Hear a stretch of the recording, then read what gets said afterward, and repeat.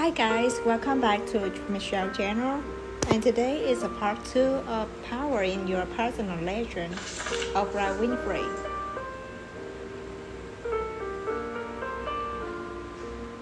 One of Oprah's favorite authors, Paulo Coelho, describes a calling as a personal legend in his book, The Alchemist.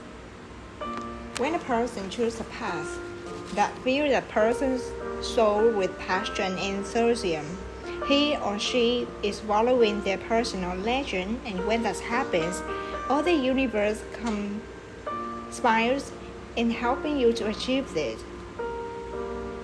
Oprah discovered that reporting wasn't her personal legend.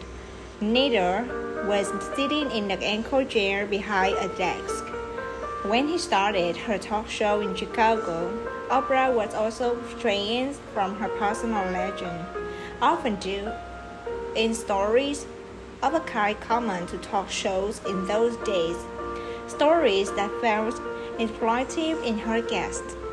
One particularly brutal episode, would drive home the need for her to set a different course and mission for her show. 3 guests, a man, his wife, and his girlfriend, all appeared to talk about infidelity. On live television, the man revealed that his girlfriend was pregnant. The visceral impact of this news on the startled wife provided a life-changing moment for Oprah. I looked in her face and I felt her humiliation. I felt her shame, and I said, "Never again." Oprah decided to take control of her personal legend. She told her producer that she would no longer be used by television.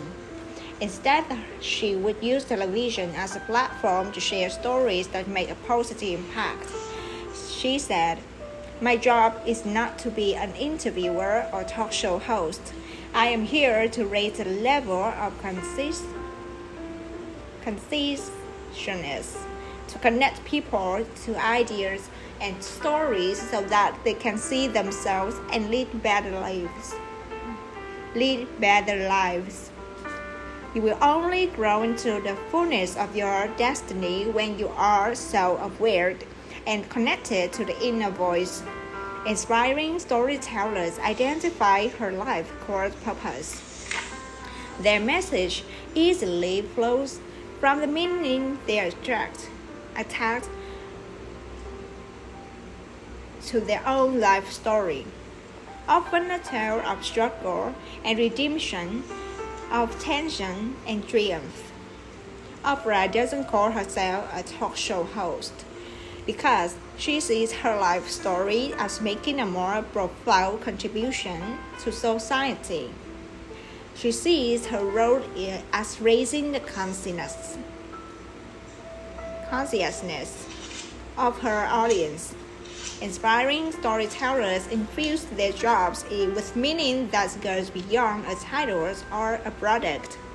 Starbucks CEO Howard Schultz isn't in the business of selling coffee. He's in the people business. Steve Jobs didn't build computers. He enriched lives. Richard Branson doesn't sell seats on airplanes. He elevates the customer experience. And Oprah Winfrey isn't a talk show host. She raises human consciousness. We all have a storytelling platform and a canvas to paint on. Oprah's platform might be bigger than yours, but we all start with a blank slate on which to write our story. If you're a writer, your blog might be the canvas. If you're a parent, you might choose to run for president of the parent-teacher group and use that stage as your canvas. If you own a business, the sales floor is your stage. Platforms come in all shapes and sizes, but they all give you a stage to share your story. Whenever you are, that is your platform, your stage, your circle of influence.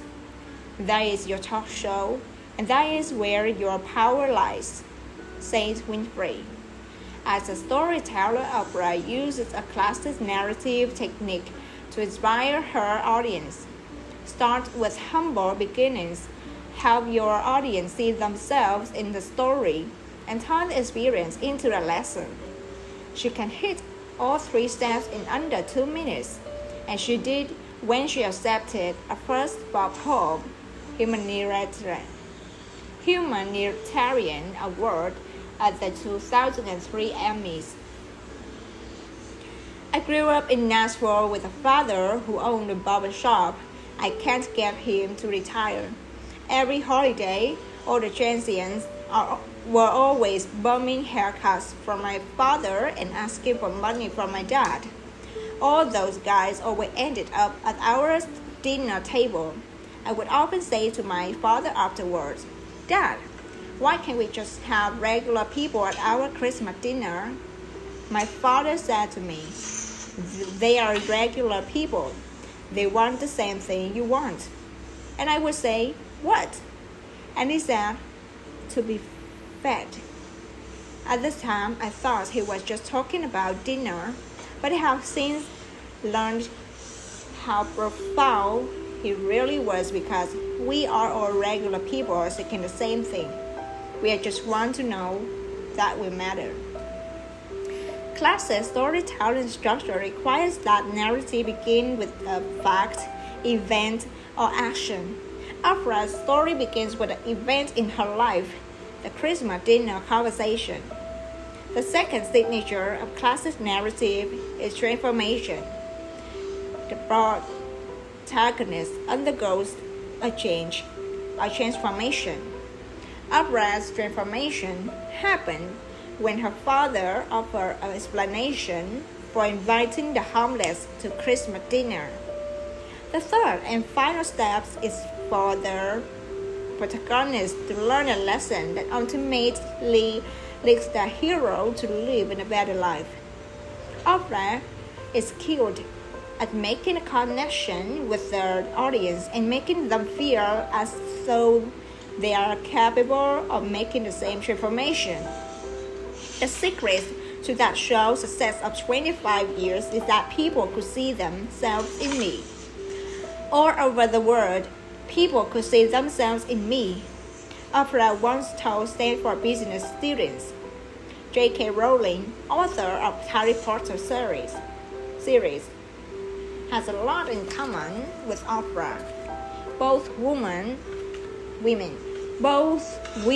experience excruciating poverty. Both follow their passions, and both became billionaires. Oprah and Rowling also made the decision to rewrite their life story and leveraging their struggle. Follow the classic narrative struggle to inspire their audiences.